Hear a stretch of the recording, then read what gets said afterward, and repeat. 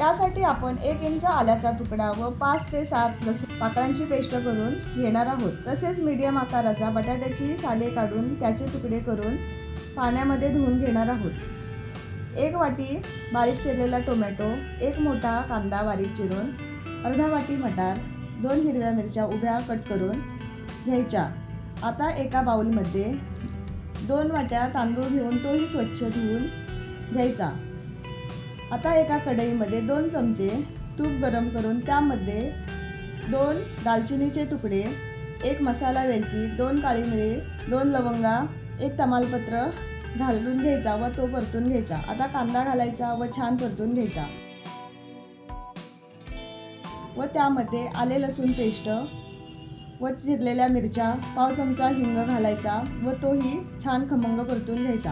आता कांदा गोल्डन कलरचा झाल्यावर त्यामध्ये टोमॅटो घालून घ्यायचा, छान मऊ होईपर्यंत मिक्स करून घ्यायची। आता त्यामध्ये अर्धा चमचा धने पावडर, पाव चमचा हळद, अर्धा चमचा बिर्याणी मसाला, अर्धा चमचा मिरची पावडर घालून छान मिक्स करून घ्यायची। नंतर थोडी कोथिंबीर घालून त्यामध्ये घालून घ्यायची व ते छान परतून घ्यायचे।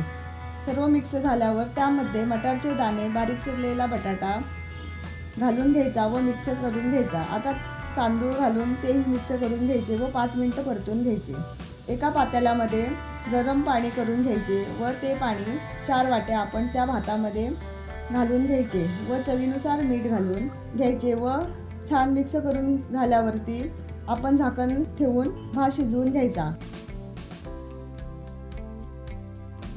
भात शिजवून झाल्यावरती कोथिंबीर घालून घ्यायची व हा तयार आहे आपला झटपट मसाले भात।